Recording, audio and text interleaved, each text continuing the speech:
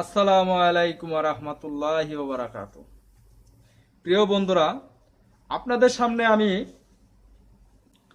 কিছু গুরুত্বপূর্ণ কথা তুলে ধরব। আজ আমাদের তিন নেতার, বাংলাদেশের শ্রেষ্ঠ তিন নেতার কথা আমি আজ আপনাদের সামনে তুলে ধরব। তো কথাগুলো আপনারা মনোযোগ সহকারে শুনবেন। চলুন আমরা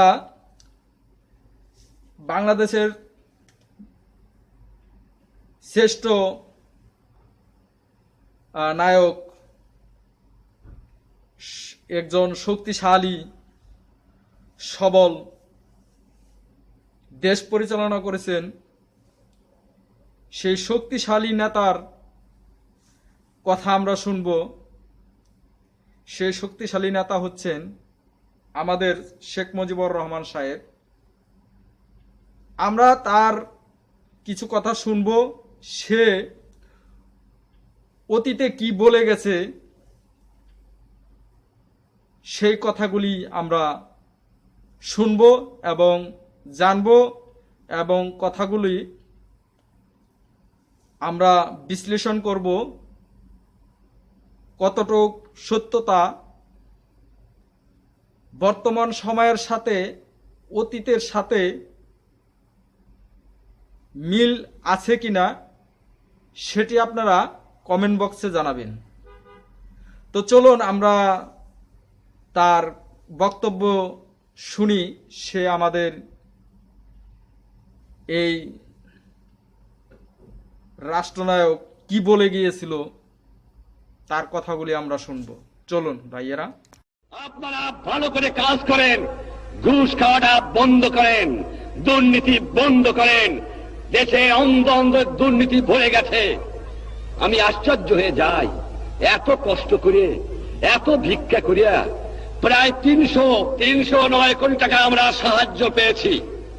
দুনিয়ার থেকে 309 কোটি টাকা সাহায্য, 167 কোটি টাকা আমি লোন করে আনছি, যা দিয়ে বাংলার মানুষকে বাঁচাতে চেষ্টা করেছি। 1 আনার বৈদেশিক মুদ্রা আমাদের হাতে আমরা পাই নাই 7 কোটি লোকের জন্য। কোথেকে আমি দেব? যাও ভিক্ষা করে আনি, তাও চাটার গুষ্টি চাইতে খেয়ে ফেলায় দেয়, আমার গরিব পায় না। এত চোরের চোর, চোর কোথেকে যে পয়দা হয়েছে আমি জানি না। পাকিস্তানের সব নিয়ে গেছে, কিন্তু এই চোরটুক ফিরে গেছে আমার কাছে। এই চোর নিয়ে গেলে আমি বাঁচতাম, কিছু দালাল গেছে, কিন্তু চোর গেলে বাঁচা যাবে। শতকরা 20 জন লোক শিক্ষিত, আমরা শতকরা 20 জন, তার মধ্যে শতকরা 5 জন লোক আমরা বলতে পারি আমরা শিক্ষিত। আজকে একটা কথা প্রশ্ন আমার, এই যে দুর্নীতির কথা বললাম, আমার কৃষক দুর্নীতিবাদ না, আমার শ্রমিক না, তা কে? আমাদের প্রধানমন্ত্রী শেখ মুজিবুর রহমান সাহেব, তার সময়ও বর্তমান সময় একই ছিল। তো সেও অনেক তার বুদ্ধিমাত্রা দিয়ে সে চালিয়েছে রাষ্ট্র। তো বর্তমান যে তার মেয়ে মাননীয় প্রধানমন্ত্রী, তিনিও তার, আশা করব তিনিও তার মাথার মস্তিষ্ক ঠান্ডা রেখে তিনি সেই কাজগুলো পরিপূর্ণভাবে তদন্ত করে ভালো করে এই কাজগুলা আপনার দেখবেন, এবং যারা এই সাইটে কাজগুলা করে তাদের নির্দেশনা দিবেন। তো আমরা এখন শুনব জিয়াউর রহমান সাহেব আমাদের কি বলে গেছেন। চলুন তারপর শুনবো আমরা ভাসানী সাহেবের কথা। 1 নম্বর, খাদ্য উৎপাদন দ্বিগুণ করতে হবে, কেবলমাত্র দ্বিগুণ করতে হবে। 3 গুণ করা যায়, কিন্তু কেবলমাত্র দ্বিগুণ করতে হবে এখন। 2 নম্বর, সমস্ত রাস্তার 2 ধারে ফলের গাছ লাগাতে হবে, এবং রাস্তার 2 পাশে ঢালুতে শাক সবজি চাষাবাদ করতে হবে। সমস্ত পুকুরে মাছের চাষ করতে হবে।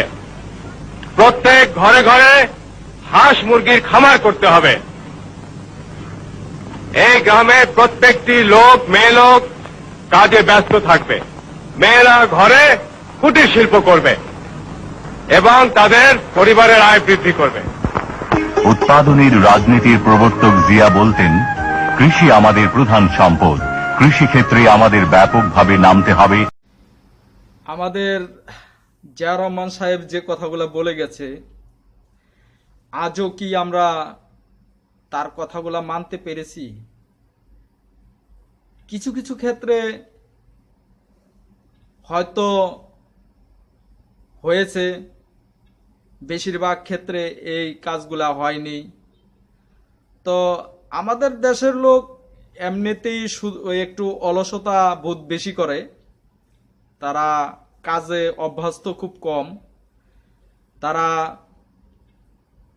খেতে চায় আরামে, কিন্তু কষ্ট করে নয়। কাকে মেরে খাবে সেটাই আরাম, কার কাছ থেকে 5,000, 10,000, 20,000 ঘুষ নিবে সেটাই তার কাছে আরাম, কিন্তু মেহনত করে খাবে সেটা তার কাছে আরাম নয়। তো আমরা শুনবো এখন ভাসানী সাহেবের কথা, যিনি এ দেশের প্রথম ভাষার জন্য আন্দোলন করেছেন, দেশের জন্য আন্দোলন করেছেন তিনি। তো আমরা তাদের ন্যায় নীতির কথাগুলি আমরা শুনবো। তো বন্ধুরা শুনুন আমাদের ভাসানী সাহেব কি বলেন।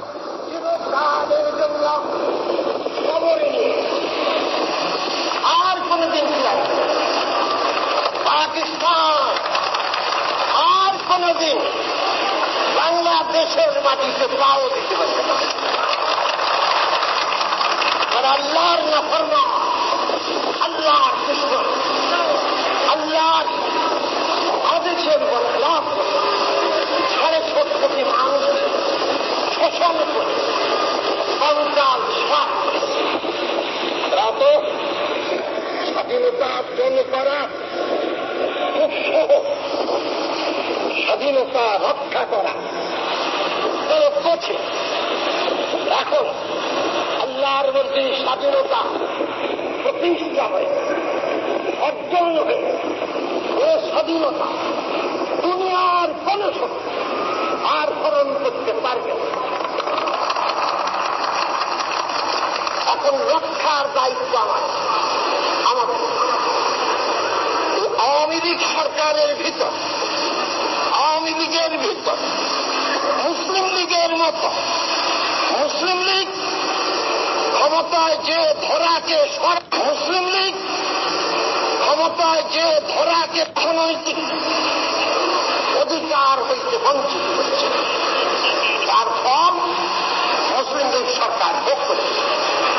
আওয়ামী লীগের ভিতর এসব আবর্জনা, আওয়ামী লীগ দেশের স্বাধীনতা এনে লড়াই করে, এই জন্য আমরা তাদের মোবারকবাদ জানাই। কিন্তু আওয়ামী লীগের মধ্যে যেসব চোর চোর ডাকায়, যার 4 মাস আগে বাড়ি ছিল না, গাড়ি ছিল না, কোটতলার উকিল ছিল, সেটি করে আর বাড়ি করলে তার চেহারা কেমন। শেখ মুজিবর তুমি নিজে হাতে তাদের কান মনে ঠিক করো,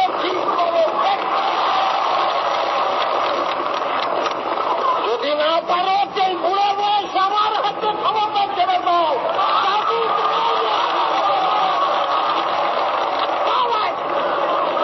বাবুকে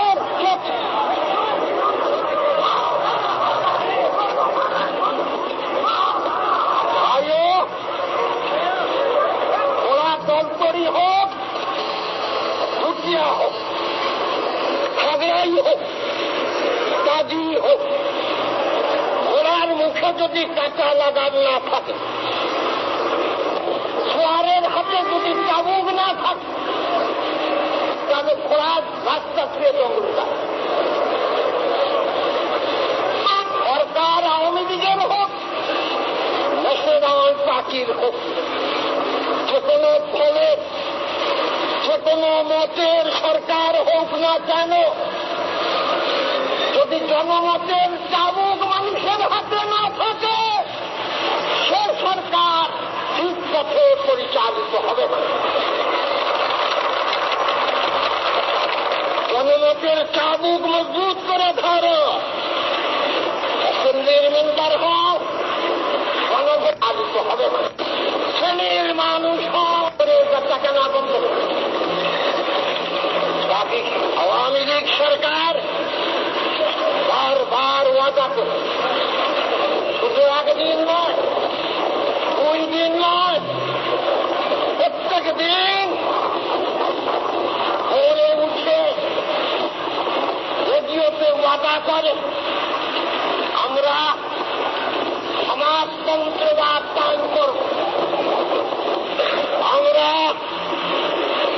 ধর্ম নিরপেক্ষ রাষ্ট্র পরিচালনা করব, আমরা সত্যিকার গণতন্ত্র দেশে প্রতিষ্ঠা করব। যে লোকটা সমাজতন্ত্রবাদ বিশ্বাস করে সে লোকটা এখনো নতুন বাড়ি কেমন করে, এখনো নতুন বাড়ি কেমন করে তোলে, তার গাড়ি থাকবে না, তার কিছুই থাকবে না। হলে আবার গলায় গামছা দিয়ে তোমাদের ভোট কেড়ে নিবে, কেড়ে নিবে। তোমরা জনতার সাথে লড়াই করে পারবে?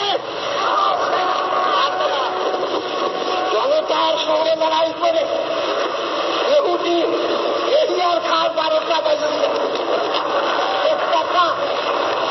একটা মেরে চলে গেছে, তোমরাও পারবে। শেখ কাকার হাতে যথেষ্ট মেশিন গান ছিল, কালাম ছিল, কিন্তু শেখ কাকা জনতার সংগ্রামে উড়ে গেছে। বন্ধুরা, আমাদের মাওলানা ভাসানী সাহেব যে কথাগুলো বলে গেছেন সে কথাগুলো আপনারাই বিবেচনা করবেন, আপনাদের উপরে ছেড়ে দিলাম।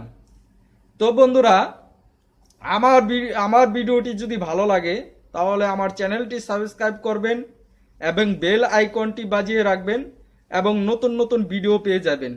তো বন্ধুরা, চলুন আজ এ পর্যন্তই। আসসালামু আলাইকুম।